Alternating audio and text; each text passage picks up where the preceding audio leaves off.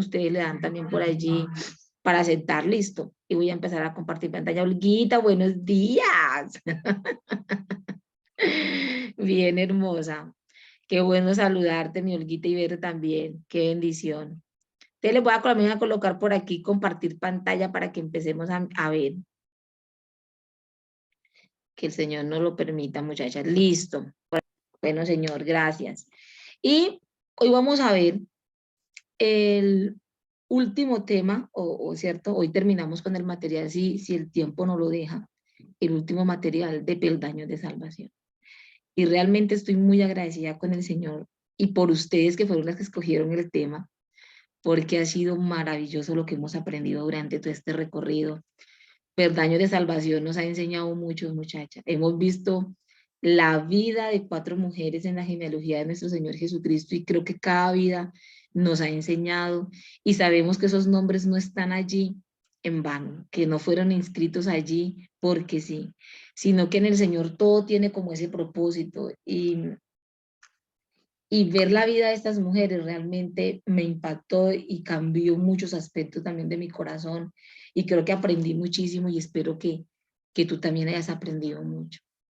Entonces, ha sido un muy buen material, me ha gustado muchísimo y creo que el Señor lo ha usado para edificarnos y para orar. Yo creo que el Señor habla a cada una de nuestras vidas lo que el Señor tenga que tratar en nuestras vidas, ¿no? En su Santo Espíritu. Y hemos visto mucho, mucho de este tema, de la vida de estas 4 mujeres que aparecen en la genealogía de nuestro Señor Jesucristo, que yo jamás me imaginé, quizás algunas tengan la favorita y digan, yo como que me identifiqué más con esta o yo me identifiqué más con aquella, pero bueno, lo importante es eh, lo que el Señor ha venido haciendo en nosotras. Aquí les voy a compartir este para ampliar, que fue donde quedamos, ¿se acuerdan? Eh, este fue el pasaje donde nosotros estuvimos, donde quedamos la vez pasada. Hemos estado hablando acerca de Betsabé y de David. Y aunque en las escrituras eh, muy poco encontramos acerca de Betsabé, sí hemos aprendido algo. ¿Se acuerdan? La mujer que se estaba bañando por allá en la terraza o que se estaba bañando por ahí en un lugar, algo visto, esposa de Urías Eteo. Y estuvimos mirando cómo David la observó, cómo la deseó, cómo durmió con ella, cómo la embarazó y todo lo que este hombre tuvo que casi que se vio como en una bola de mentiras y tuvo que desenmarañar y inventar una cantidad de cosas para poder salir de la situación y resulta que nada le funcionó. Y nosotros vemos ahí algo muy importante acerca de Dios, porque muchachas, eh, si bien es importante aprender acerca de la vida de estas mujeres, nosotros no podemos quitarle la importancia a quien realmente la tiene y es Dios. Y creo que si algo puede quedar de todo este material es aprender a conocer al Señor y aprender a conocer al Señor tal cual como Él es. Y Dios dice en su palabra que Él a sus hijos los exhorta, que Él a sus hijos los disciplina y que si Él no ejerciera una disciplina, entonces dice la Biblia que no seríamos hijos, sino bastardos.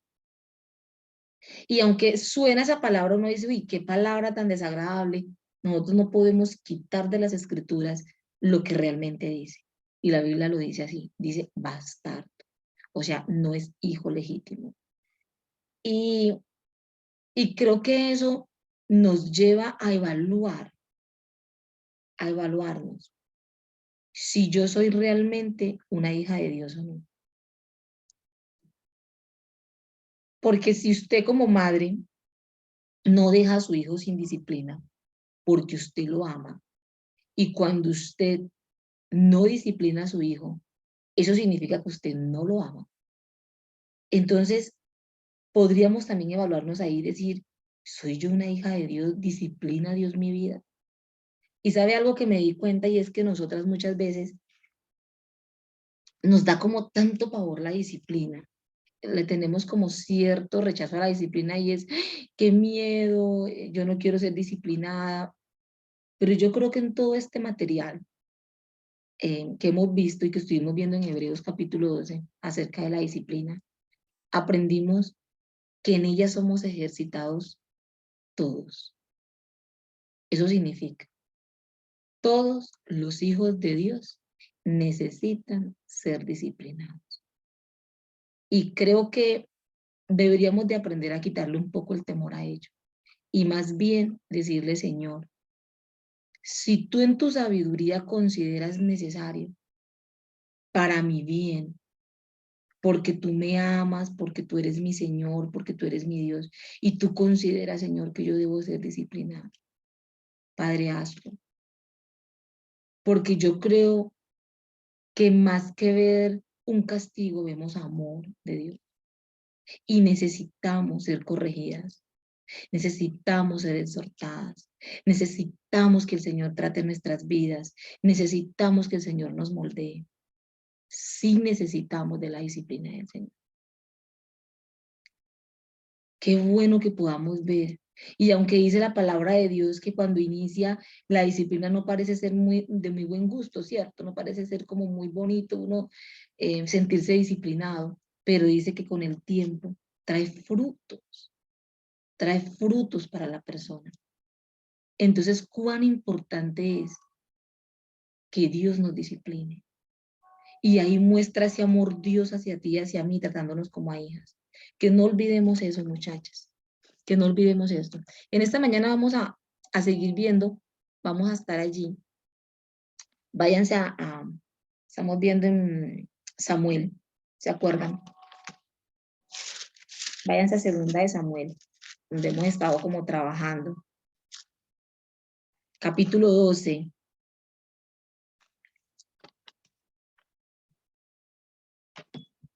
Segunda de Samuel, capítulo 12. Y hemos estado viendo, vamos a estar leyendo el del 10 en adelante. Recuerden que hasta aquí nosotros habíamos estado viendo cómo David fue confrontado, Dios manda a un profeta, Dios manda a alguien a confrontarlo. Y yo creo que eso es importante, ¿sabe? Porque cuando un hijo está en una condición, mire lo que hace Dios. Un hijo se encuentra en una condición de derrota, se encuentra sumergido en un pecado, se encuentra, ahorita vamos a ver un poquitico cómo estaba David en esa situación, cómo se sentía David en ese momento, cómo era lo que él estaba viviendo internamente, aunque de pronto exteriormente mucha gente no se diera cuenta lo que estaba pasando dentro de él, pero cómo Dios, conociendo el estado en el que él estaba, dice, yo le voy a mandar a alguien, yo no voy a dejar a ese hijo en esa condición. Y manda a una persona que a exhortarle.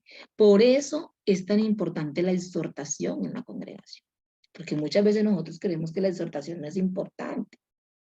Entonces, consideramos que ese don de la exhortación, nadie quiere ser exhortado. No, nosotros necesitamos, como dice la palabra de Dios, exhortar los unos a los otros.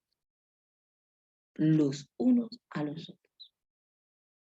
Y aquí el Señor manda una exhortación para su hijo, para David, y la manda a través de otro hijo, de su profeta, ¿cierto? Y lo manda. Y le cuenta, recuerda que estuvimos viendo toda esa historia que pasó ahí con Natán. Y me impacta mucho en el material, muchachas, porque allí dice, qué barbaridad, que qué hombre tan valiente. Pero leamos ahí, segunda de Samuel, ¿cierto? Capítulo 12, versículo del 10 al 18, porque eso habla un poquitico como de la consecuencia. Y dice, voy a leerlo, sí, dice, por lo cual ahora, esa era la consecuencia, no se apartará jamás de tu casa la espada, por cuanto me menospreciaste. Tomaste la mujer de Urías Eteo para que fuese tu mujer. Así ha dicho Jehová, he aquí, yo haré levantar el mal sobre tu misma casa. O sea, yo levantaré el mal en tu casa, en tu hogar, dentro de tu familia. Eso es lo que le está diciendo el Señor. Y tomaré tus mujeres delante de tus ojos y las daré a tu prójimo. el cual yacerá, o sea, dormirá con ellas, ¿cierto? Tendrá relaciones con ellas a la vista del sol. Porque tú lo hiciste en secreto, mas yo haré esto delante de todo Israel y a pleno sol, pleno día. Entonces dijo David a Natán, pequé contra Jehová. Y Natán dijo a David, también Jehová ha redimido tu pecado, no morirás. Tremendo. La exhortación llega la consecuencia de lo que el Señor le dice. Y usted va a decir, claro, es que haber cometido adulterio, mentir, fuera de eso, él enredó a ese hombre en una cantidad de cosas, al esposo de esta mujer, luego al ver que no había salida, lo manda a la guerra y literalmente lo que hace es que lo expone de tal manera para que muera, intencionalmente lo hace para que muera. Y Urías es muerto en esa batalla. Y luego de que ya el hombre ha muerto, entonces él va y llama a la mujer, la toma por mujer, ¿cierto? Y todo queda como camuflado, pero delante de Dios no hay nada camuflado. Dios todo lo sabe, Dios todo lo ve. Y Dios le dice, lo que tú hiciste en lo oculto, las consecuencias yo te las voy a dar a la plena luz del sol. Pero ¿saben qué me impacta de todo esto? Que a pesar de que David estaba escuchando las consecuencias de su pecado, realmente usted no ve una actitud en David de que eso es injusto, yo no me merezco ese castigo, es que Señor, tú estás exagerando, pues yo sí hice eso, pero no fue tan mal. Usted no ve a David justificándose delante de Dios, no lo ve. Por el contrario, usted ve una respuesta diciendo, he pecado contra el Señor, he pecado contra Jehová. Y muy probablemente su pecado fue contra Urías y su pecado pudo haber sido contra, pues claro, porque ahora vamos a ver un poquito cómo eso tuvo una magnitud mucho más amplia, pero él no estaba concentrado ahí. Él dijo, yo pequé contra Jehová, contra mi Dios. Y creo que eso nos hace entender que el pecado, que de por sí tiene una cantidad de trascendencia en testimonio, en muchas áreas de nuestra vida, la principal afrenta del pecado es contra Dios, es contra el Señor. Y el Señor es claro cuando le dice en este texto, por cuanto me menospreciaste. Y eso nos habla un poquito de que la desobediencia, cuando desobedecemos lo que Dios nos manda en su palabra, es tomar en poco lo que dice su palabra. Es así de sencillo. Es tomar en poco lo que nos está diciendo. Y ese tomar en poco es que para mí tiene poco valor.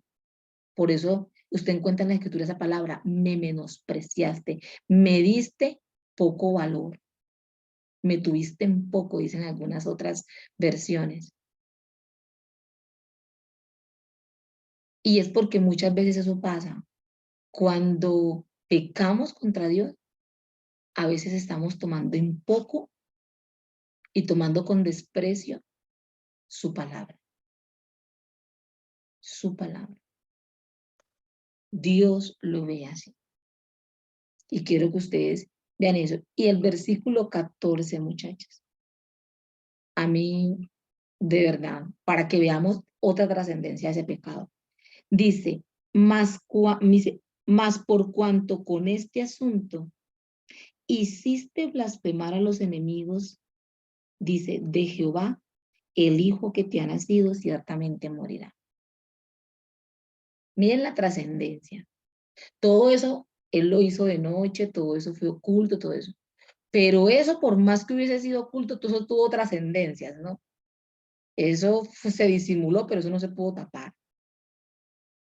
Y Dios dice, lo que tú hiciste mal, tú siendo rey, ha hecho que mis enemigos blasfemen de mí. quiere decir, hablen mal de mí. Y usted se preguntará, ¿cómo era posible que este pecado hiciera que los enemigos de Dios hablasen mal de Dios? Ve, y ese no, pues que es el hombre conforme al corazón de Dios. Ah, entonces como es el rey, entonces puede pecar. Claro. Y entonces todo queda ahí saldado porque es el rey. Ah, pero fuera uno. Ve, y entonces ese Dios, ¿por qué no lo ejecuta? No, que pues que cometió adulterio. Y empiezan los comentarios, y empiezan las habladurías, y empieza la gente a decir.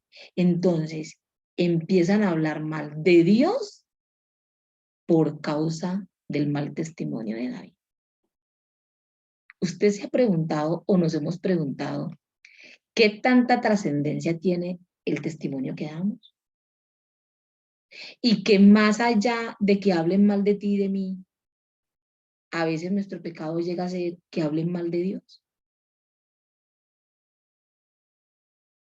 ¿Usted nunca le ha pasado que digan, ¿y eso que es cristiano? ¿Quién lo ve? ¿Y eso que va a la iglesia? ¿Cierto? Escuché a alguien una vez decirme, prefiero hacer negocios con el mismo diablo y no con un cristiano. Y a usted le va a parecer ese dicho. Uno dice, wow, de verdad todo lo que uno alcanza a escuchar, pero sí hay personas que lo dicen. Prefiero hacer negocios con el mismo diablo y no con un cristiano. Exageraciones tal vez, pero sí que usted se dé cuenta hoy que nuestra vida sí tiene trascendencia. Nuestras decisiones, como vivimos, trascienden. Y es importante, porque tal vez lo he dicho en otras ocasiones, y si nosotros pensáramos que cuando nosotros estamos día a día y nos levantamos, no es el nombre que yo llevo aquí, Lorena, ¿cierto? Ni es su nombre que usted carga aquí. Usted carga el nombre de Dios y usted es hija de Dios. Si usted no es hija de Dios, si usted no es hija de Dios, yo la llamo a un arrepentimiento y que venga y abrace el Evangelio, crea en el Señor Jesucristo y entren en el redil de las hijas de Dios. Porque llevamos un nombre mucho más grande que el nuestro. Él podía haber sido rey y podría haber sido un rey muy famoso y podría haber sido David, un hombre con muchas victorias, un hombre con mucha trascendencia en su pueblo, pero el nombre que carga no es el de él, sino el del Señor. Y el nombre que tú y yo cargamos es mucho más grande que el nuestro, y es el nombre de Dios. Y creo que desde esa perspectiva deberíamos de ver. Tenemos ahí el material para que cada una tome su material. Ya lo estamos terminando, estamos en las últimas páginas, muchachas. Entonces, vayamos allá a la página 20 del material que hemos estado trabajando. Vamos a leer un poco, porque en este material dice que Natán, el profeta que fue al exhortar, dice que él era todo un valiente, porque ¿quién se atrevía a usted a acercarse al rey al exhortar? Y dice así, casi que un poquito arriba de la mitad, dice, Natán, en mi opinión, es el hombre más valiente de la Biblia. Él dice, tú eres ese hombre. ¿Sabe? ¿Sabe lo que pudo haber hecho David?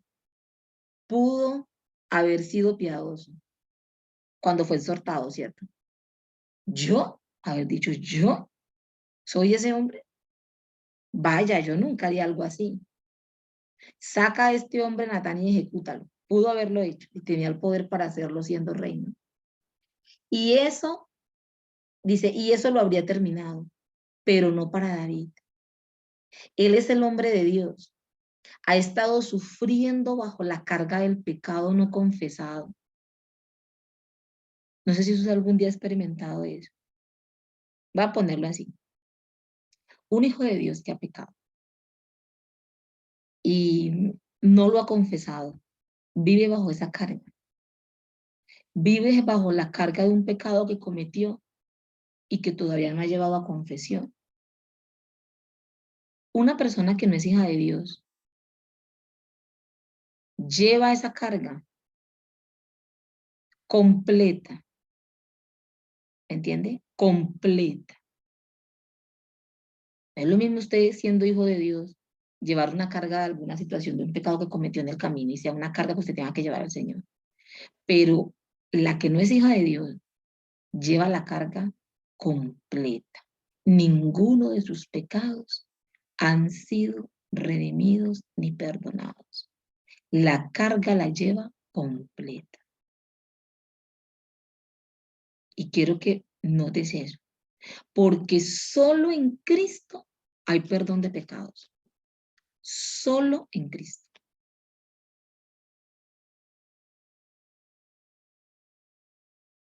Para que lo veamos. Y dice acá, dice que él ha estado sufriendo bajo la carga del pecado no confesado. Sus huesos han estado ardiendo dentro de sí mismo. Reconoce su pecado, va y confiesa. He pecado contra el Señor. Entonces Dios dice, David, ¿por qué hiciste esto? Estás haciendo que los incrédulos, que los paganos me blasfemen, hablen mal de mí. Ahora fíjese esto que me impacta. Después de más de 3000 años, todavía, o sea, ya se han pasado más de 3000 años, dice él, todavía blasfeman contra Dios por el pecado de David. ¿Cómo así? Un día, al pasar por Persia, en el centro de Los Ángeles, escuché a un blasfemo burlarse, dice el escritor. Imagínense a Dios llevándose a ese tal David y con una sonrisa agregó y dice que es un Dios santo.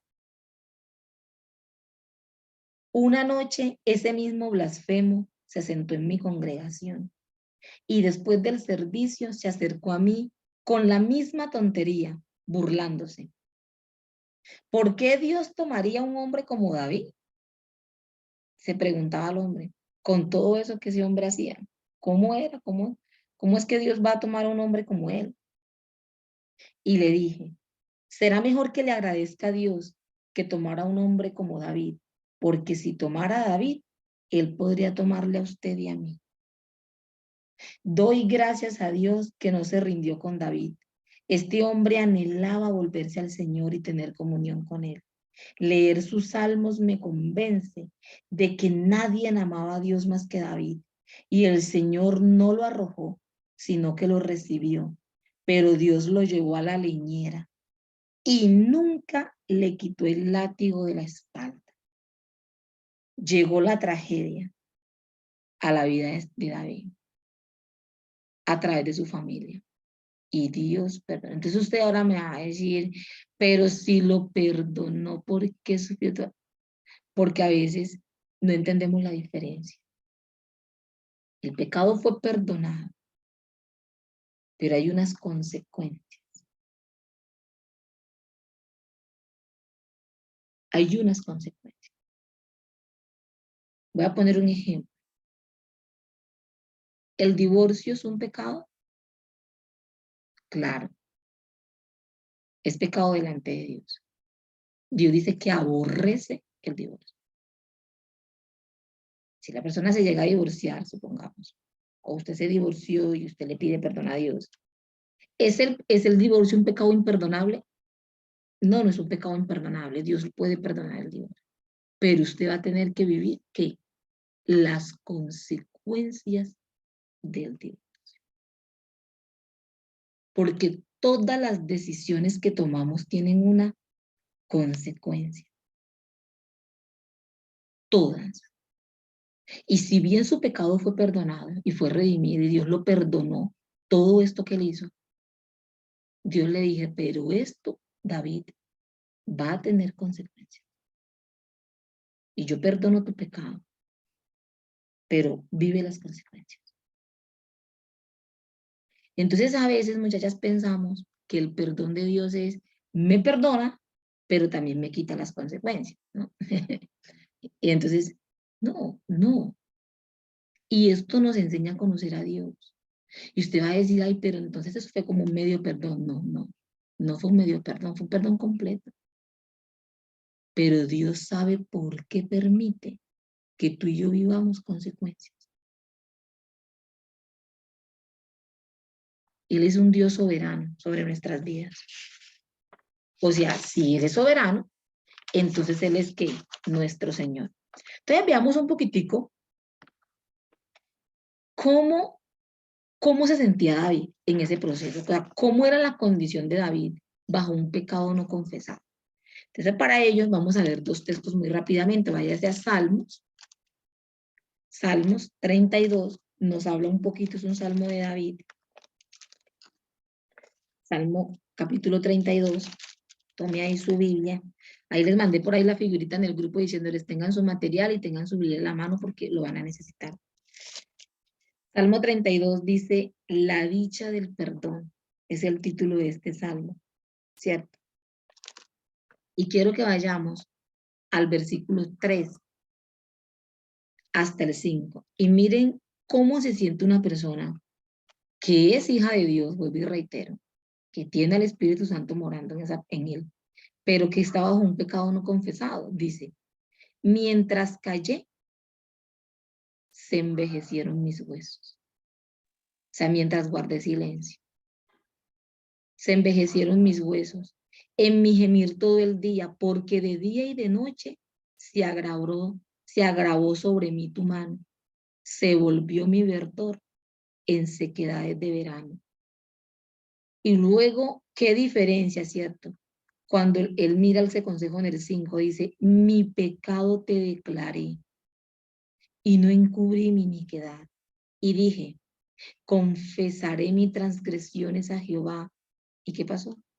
Y tú perdonaste la maldad de mi pecado. Entonces, ¿qué tan importante puede ser para ti, para mí, la confesión? La confesión de nuestros pecados. Reconocer delante de Dios, Señor, he pecado delante de ti. ¿Por qué no ir cada día delante del Señor y decir, Señor, he pecado? No vivamos con ese lastre encima, porque podemos ir al Señor y confesar nuestros pecados. Él cayó y dice que él se sentía interiormente, él dice, yo me sentía mis huesos envejecidos, dice que gemía todo el día, o sea, no había paz en David. Así sencillo, muchachas, no hay paz, no hay paz. Dice que todo su verdor estaba en sequedades de verano, que se sentía seco, seco espiritualmente, seco interiormente, por un pecado que él había cometido y que todavía no había confesado delante de Dios. Váyase más adelante al Salmo 51, que ojalá le invito que usted en su casa lo pueda leer completo, ¿cierto? Voy a leer unas cuantas partes. Salmo 51 desde el 1. Y mira el título que tiene aquí. Este fue un salmo de David cuando después que se llegó a Betsabé, vino a él Natán el profeta. Entonces eso nos habla mucho de que este salmo lo escribió David precisamente en ese momento en el que Natán viene y lo hizo. Él dice, ten piedad de mí, oh Dios, conforme a tu misericordia, conforme a la multitud de tus piedades, borra mis rebeliones. Miren la segunda. Lávame más y más de mi maldad y límpiame de mi pecado. Tercero, confesión, porque yo reconozco mis rebeliones y mi pecado está siempre delante de mí. Y luego dice, contra ti pecado. Y él está reconociendo que su pecado es directamente contra quién? Directamente contra él. O sea, él está diciendo aquí, yo reconozco que mi pecado primeramente es directamente contra Dios. Dice, he hecho lo malo delante de tus ojos. Muy probablemente delante de los ojos de muchas personas, pero él está reconociendo que Su maldad la hizo primeramente contra Dios y dice, delante de tus ojos, Dios, para que seas reconocido justo en tu palabra y tenido por puro en tu juicio. He aquí en maldad he sido formado y en pecado me concibió mi madre.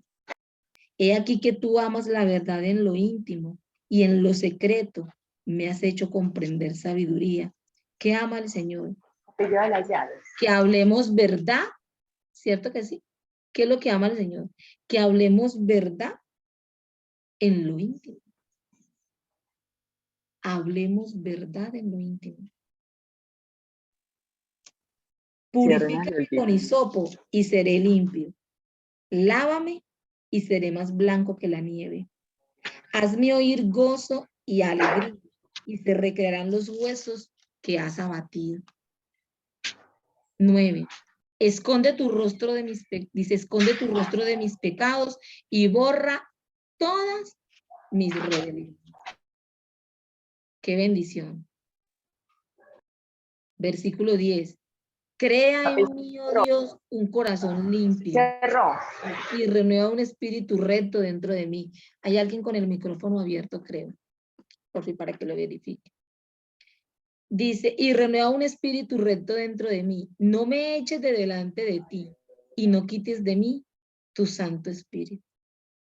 Yo me quedo impactada con este salmo, muchachos, de ver lo que el Señor está haciendo y de ver cómo este hombre muestra en este salmo lo que es un verdadero arrepentimiento. Aquí usted ve lo que es un verdadero arrepentimiento. Estas palabras solo hablan de ello. Y luego le dice algo muy importante que él ya no tenía. Él ya había perdido esto. Y eso también quiero que lo miremos en esta mañana. Cuando estamos bajo ese pecado, perdemos algo muy importante, que es el gozo del Espíritu Santo. Y David le pide a Dios diciendo, vuélveme. ¿Se acuerda que él decía, es que yo estoy seco, yo estoy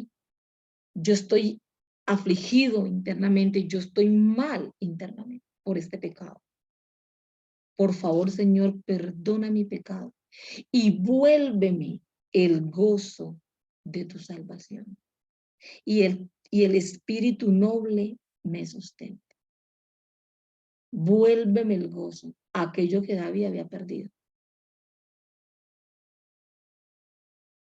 Entonces, enseñaré a los transgresores tus caminos y a los pecadores se convertirán a ti. Y dice, líbrame de homicidios, oh Dios, Dios de mi salvación. Cantará mi lengua tu justicia. Señor, abre mis labios y publicará mi boca tu alabanza. Dice, y reconoce David esto aquí, porque no quiere sacrificio, que yo lo daría. Los sacrificios de Dios, o sea, un sacrificio que Dios aprueba, dice, son el espíritu quebrantado, al corazón contrito, al corazón humillado, no despreciarás tú, oh Dios. Y eso es lo que Dios quiere. Un corazón contrito, un corazón quebrantado. Un corazón que pueda ir al Señor y decirle, Señor, yo reconozco esto de mí. Señor, yo reconozco que he pecado esto delante de ti, que he hecho esto delante de tu presencia. Y aunque sé, Señor, que muchos se dieron cuenta o nadie se dio cuenta, Señor, lo que importa es que tú, Señor, lo has visto y que mi afrenta es delante de ti contra ti. Eso es lo importante, reconocer. Porque a veces estamos viendo más lo que piensen los demás. Que no lo sepa Sultanito porque qué dirá. No nos damos cuenta que la verdadera importancia es que nuestro pecado es una afrenta directamente contra nuestro Señor y Salvador. Y lo que importa es Él.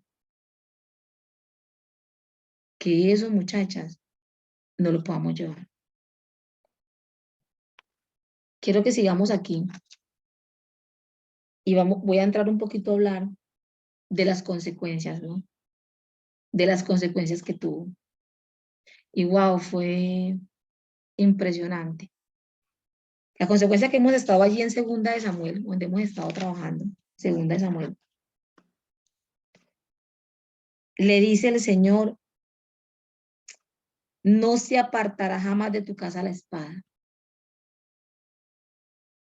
Y literalmente, de todos los hijos que él tuvo bastantes hijos, muchachas. Creo que conté aproximadamente unos 17 aproximadamente. 3 de ellos murieron a espada. La Biblia no nos registra la muerte de los otros, pero sí tenemos registro de 3 que fueron muertos a espada. Y cuando el Señor dice que Él traerá el mal sobre su casa, eso empieza a desencadenar una cantidad de cosas, pero Él tiene que aprender a vivir con eso porque son las consecuencias de su pecado. Entonces, ¿qué vemos primero? Que el bebé murió. ¿Se acuerda que Él le dice? ¿Se acuerda que Él le dice? El niño que nacerá, el niño que ha nacido del pecado que dice, morirá. Esa es como la primera consecuencia que nosotros vemos ahí. Entonces, ¿qué pasó con el bebé? Murió. Y eso, si usted quiere y quiere de pronto comprender un poquito más ampliamente las consecuencias de ese pecado, yo le invito para que usted se lea el capítulo 13 con más calma, lea el capítulo 14 y le hace un poquito más allá, además puede leer hasta el 15 y usted se va a encontrar con todas las consecuencias que se registran en la palabra de Dios acerca de ese pecado. Y ahí usted lo va a entender más. Pues ahorita por el tiempo no lo vamos a ver, ¿cierto? Pero sí podemos por lo menos ver unos cuantos. El bebé muere, segundo, su hijo mayor, el primogénito Amón, ¿cierto? Dice que mintió porque él se idea todo un plan para poder abusar de su propia hermana. O media hermana, porque pues no eran hermanos de eso, pero era medio hermana. Entonces, fíjense cómo se empieza a desenmarañar este hogar y esta familia de ahí. Su hijo mayor atenta contra la vida de su media hermana y la viola. Eso también lo puede usted allí más adelantico leer en esos capítulos que le estoy diciendo y lo va a encontrar. La viola, la humilla. Su hija, que según los registros parece ser que es la única hija mujer que él tiene, porque él tiene casi que todos hijos varones. La única mujer que tiene como hija es violada, humillada, porque él la saca luego de que la viola, la saca a la calle como si fuera un perro. O sea, eso fue una cosa impresionante. Y esta hija queda como dicen las escrituras, humillada y mancillada para siempre. O sea, la vergüenza de esta chica era impresionante. Él se molesta, pero a la larga pues tampoco toma como acciones frente a ello. Luego el hermano de la muchacha violada, o sea, el medio hermano también de Amón, se llama Absalón, es el tercer hijo de David. Se llena de odio contra su medio hermano porque ha violado a su hermana y planea durante 2 años cómo cobrar venganza por esa violación. Y él le dice, tranquila, mire la capacidad del salón, tranquila. Quédate tranquila, hermana, que yo me encargo de esto. 2 años esperó a que las aguas se aplacaran de la situación, hasta que tuvo la oportunidad, usted también lo puede leer más adelante, y él planea cómo matar a su hermano y lo mata. Lo mata, le quita la vida a su hermano, al que violó a su hermano. Luego de eso huye durante 3 años. 3 años después, él se va hacia donde la familia de su mamá, huye por allá, se está 3 años esperando a ver que también las aguas acá se aplaquen, que David ya haya vivido el luto por ese hijo muerto, y luego David lo perdona, él regresa nuevamente al salón, ¿cierto? Y nuevamente cuando regresa, entonces este hijo al salón conspira contra su propio padre para matarlo y así ocupar el trono. De esta manera David tiene que salir huyendo de su territorio, tiene que salir huyendo, ¿cierto? De ahí de Jerusalén, él sale con todo el pueblo huyendo porque Absalón lo puede matar. Y en todo ese proceso es cuando entonces pasa y se cumple lo que el Señor dice, que entregaría a sus mujeres a su prójimo y que él dormiría con sus mujeres a plena luz del sol. Ahí se cumple con este hombre Absalón, porque dice que él toma a las concubinas de su padre que se quedan en Israel y que se quedan en Jerusalén. Él se va, pero deja a sus concubinas, a sus mujeres, y dice que su hijo duerme con ellas. Obviamente todo este plan luego no le sale y el general del ejército de David lo ejecuta más adelante. Y ahora tiene otro hijo muerto por ejecución. ¿Cierto? Y por último también vemos, nos cuenta las escrituras de este otro hijo que se llama también Adonías. Y este hijo, ahora ya esto sucede cuando David ha muerto y ahora Salomón está sentado en el trono como rey. Y entonces Adonías quiere el reino y de alguna manera también hace todo un complot y una cantidad de cosas para poder ocupar ese trono y resulta que es ejecutado, también es ejecutado más adelante. Entonces nosotros sí vemos, digamos que muchas situaciones aquí en la familia de David. Muchas situaciones que se pueden empezar a ver ahí. ¿Cómo, ¿Cómo es que algo así tiene tanta trascendencia? Uno dice, Dios mío, eso es impresionante, pero literal, esto pasó en la vida de este hombre. ¿Y sabe lo que más me impacta? A pesar de todo esto, que es para que usted, me gustó la fotico de David ahí todo, cuando llegan esas noticias, yo me imagino, cuando esas noticias empiezan a llegar sobre su familia, eso debe ser muy doloroso y debe de ser muy triste y debe de ser muy angustiador ver en su casa suceder todas estas cosas. Pero ¿saben qué, muchachas? Vea, ni así usted ve a David renegando por ello. Usted no encuentra en las escrituras a David renegando de las consecuencias de su pecado. No lo encuentra. ¿Usted sabe cómo ve a David? Humillado. Aun cuando él tiene que salir desde su ciudad, huyendo porque el hijo lo está persiguiendo. Ay, ¿usted sabe cómo nota a David ese trayecto? Humillado. Y diciendo, el Señor sabe por qué es. Usted no lo ve diciendo, Señor, ¿por qué? Quítame esto, quítame esta consecuencia. Señor, mira tal cosa, esto no es justo, esto es demasiado. Usted no lo ve en eso. Usted lo ve a él en una actitud de rendición y en una actitud de humillación delante de Dios. Y que eso en esta mañana, muchachas, nos enseñe y nos capacite aún a vivir las consecuencias. Y cómo es nuestra actitud cuando la estamos viviendo. En el material que ustedes tienen ahí, chicas, en la página 21, encontramos el sufrimiento de David cuando supo que su hijo había sido asesinado de Absalón, ¿no? A pesar de que había matado a otro hijo, a pesar de que había armado todo un complot para matarlo y quitarlo del trono.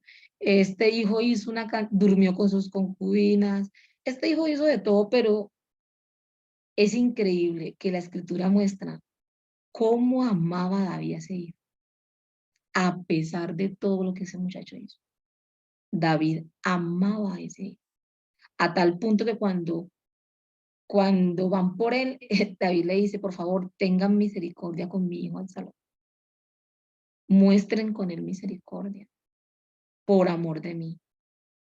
Mas, sin embargo, Joab lo mata y David se destroza absolutamente cuando escucha que su hijo ha sido asesinado.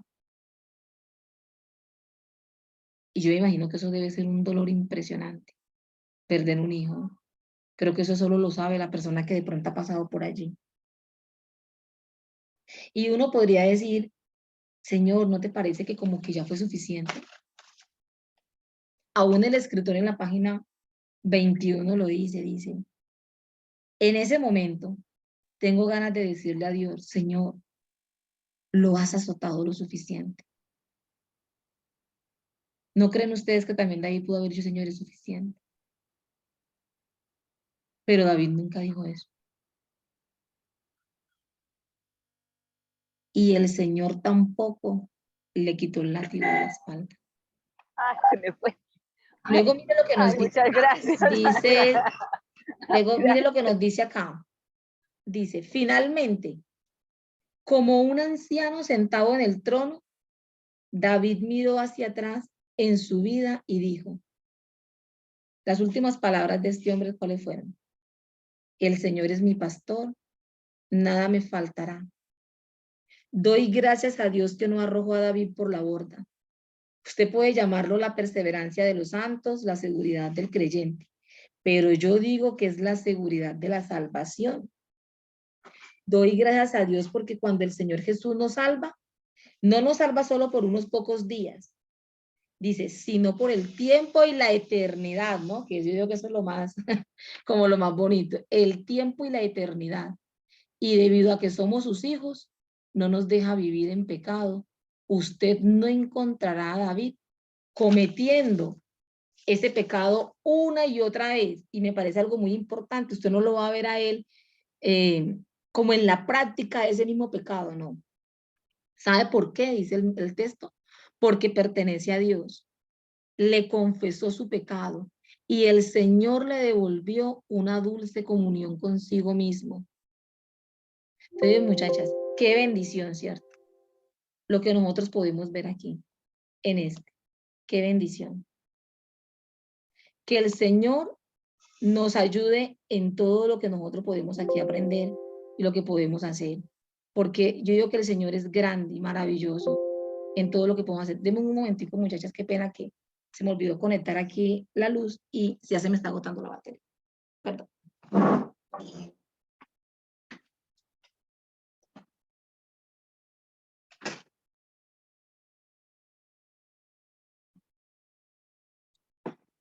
Perdón. Ella es. Miren lo que encontramos acá. Dice, aquí siguiendo en la página 22, en la parte última dice, aquí en la genealogía de Cristo se entreteje esta maravillosa historia de salvación. El primer paso es venir como pecador, eso lo estuvimos viendo con la historia de Tamar, ¿se acuerdan? El segundo es levantar la mano de la fe, como lo hizo Rahab. Lo tercero es que Dios nos alcanza en la gracia y nos liberta. Eso lo aprendimos con la historia de Ruth. Y el cuarto, Él nos salva por el tiempo y la eternidad. Y es porque hoy en día a veces se enseña mucho que de pronto la salvación se pierde, ¿no? Y que a veces la salvación del Señor Jesucristo hacia nosotros es como algo temporal. Y no, la palabra de Dios no nos dice que sea temporal, la palabra de Dios nos dice que, que esa salvación es eterna. Y, y me gusta mucho porque lo podemos encontrar allí en Hebreos capítulo 5, versículo 9.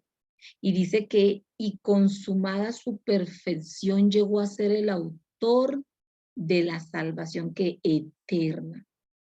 Entonces eso nos habla mucho, muchachas, de lo que el Señor Jesucristo hace por sus hijos. Cuando Dios salva a un hijo, cuando Dios da vida eterna a un hijo, es eso, es vida eterna. La salvación es eterna. Él es el autor de salvación eterna para todos los que le obedecen, para todos los que tienen al Señor como Señor y Salvador. Y esa es mi invitación. Quiero que sepa que si usted todavía considera que su alma no ha sido redimida, puede acercarse a Dios, confesar sus pecados, reconocer que es pecador, pedirle que le salve, humillarse delante del Señor, creer en Él por fe, y el Señor le otorgará vida eterna, salvación eterna. Dios perdona, eso lo vimos. Dios perdona nuestros pecados. Y me impacta saber que David aún en su vejez, aun cuando estaba en el lecho de muerte, siempre hubo en este hombre una actitud de adoración hacia Dios. de adoración.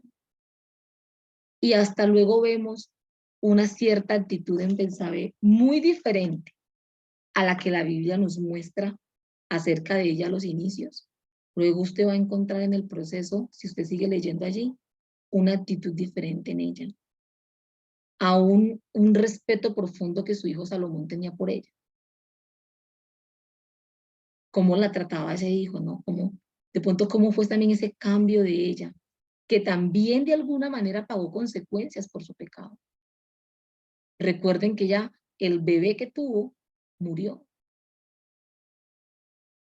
Y ella también tuvo que experimentar consecuencias en su vida por su pecado también. Pero creo que no se quedaron ahí. Y eso es lo que quisiera que hoy termináramos aprendiendo, muchachos. Es no quedarnos ahí. Es saber que Dios proveyó perdón de pecados, salvación, vida eterna para nosotros, para sus hijos. Y ahí está esa bendición tan grande. ¿Por qué nos quedamos en esa derrota? ¿Por qué vivimos como derrotados? Nadie está diciendo que quizás las consecuencias que estamos viviendo sean fáciles. Yo no creo que para David tuvo que haber sido fácil, ni para Betsabé fácil. Pero gracias al Señor aprendemos esto que Él hizo y dijo, vuélveme el gozo de tu salvación. Y a pesar de todo eso, usted ve a este hombre adorando a Dios al final de sus días.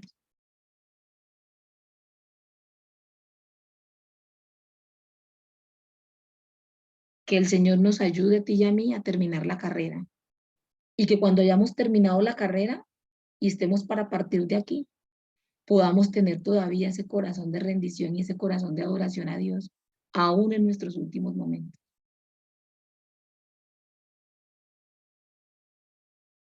Qué camino tan hermoso que hemos recorrido nosotros con este estudio. No sé con cuál te identificaste más. Espero que el Señor haya hablado a tu vida a través de este material, como habló a la mía y habló bastante a la mía, y que puedas ver ese camino de salvación trazado en esa genealogía. Ese camino trazado a través de Tamar, donde hablábamos acerca de que somos pecadores.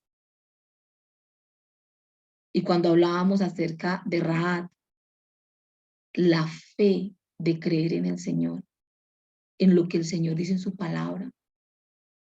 Ella creyó a Dios y actuó conforme a esa fe. Que tu fe hoy esté fundada en Cristo y creas en lo que Cristo hizo por ti en la cruz. Y que puedas recibir esa gracia maravillosa, ese regalo inmerecido de Dios, como lo recibió también Ruth, que a pesar de ser una extranjera y a pesar de ser desechada, fue acogida al pueblo de Dios por la gracia. Y que como Betsabé podamos también ver que Dios hace de sus hijos nuevas criaturas. Si querías conocer el camino hacia la salvación, creo que lo hemos visto en el trayecto con la vida de estas 4 mujeres. Y hemos visto cómo el evangelio se hace casi que real a través de la vida de estas 4 mujeres. Mis hermanas, las invito para que oremos y demos por cerrado este espacio. Y bueno, ya nos queda el otro payasito para nosotros, ¿vale? Bendito Padre. Señor, muchísimas gracias por este tiempo. Quiero también darte gracias por este material hermoso, Señor, que permitiste en tu misericordia que lo estudiésemos. Gracias por todos estos viernes que hemos estado estudiando este material, Señor. Gracias por lo que has enseñado a nuestras vidas. Gracias, Padre, por por lo que tú has hablado a cada corazón, porque creo, Señor, que tú has tratado con cada una de nosotras, Dios. Señor, lo que tú hayas edificado en cada una de la vida de las mujeres que durante todo este tiempo hemos venido como estudiando, Señor, y aprendiendo. Permite, Señor, que eso dé fruto en nuestras vidas. Permite, Señor, que dé fruto a nuestros corazones. Padre, por favor, yo te ruego. Te ruego, Señor, que si algunas aún quieren leerlo en casa, lo puedan hacer, puedan estudiar, puedan crecer en el amor a tu palabra. Señor, cuánto necesitamos de ti para ser tratadas, transformadas. Señor, por favor, ayúdanos a no quedarnos en el mismo lugar, a que pasen los años, Señor, y nosotros estemos de la misma manera, sumergidos. Padre, no, sino que en nuestra vida sea evidente ese fruto de tu Santo Espíritu, que cada día avancemos, como decía Pablo, Señor, poniendo nuestra mirada en lo que está delante y no en lo que queda atrás, poniendo nuestra mirada en ti, como dice tu palabra, puesto los ojos en Jesús, quien es el autor y el consumador de la fe. Que tengamos siempre nuestro corazón dispuesto para ti, Señor. Gracias, Señor, por lo que has obrado en nuestras vidas a través de todo este tiempo. Gracias, Señor, por privilegiadas, por cada una de las privilegiadas, Señor, que se conectan cada viernes aquí. Gracias, Señor, por sus vidas, por sus familias, Señor. Yo te ruego, Señor, para que seas tú quien les animes, seas tú quien les levantes, quien les edifique, Señor. Y que si alguna de ellas hoy, Señor, dice yo quiero, Señor, yo quiero que tú me redimas, Señor, yo quiero ser salva, yo quiero ser tu hija, que pueda venir a ti, Señor, con un corazón arrepentido, reconociendo lo que somos como pecadores y lo que tú eres como un Dios santo, Señor. Padre, yo te ruego por esa bendición. Te ruego, Señor, que sigas edificando este grupo, Señor, porque es tuyo, Dios, y es para tu gloria, Señor. Gracias, Señor, te damos en esta preciosa mañana. En Cristo Jesús, Señor nuestro, Señor, lo pedimos. Amén y amén. Mis hermosas, ¿cómo están? Permítanme yo por aquí de compartir.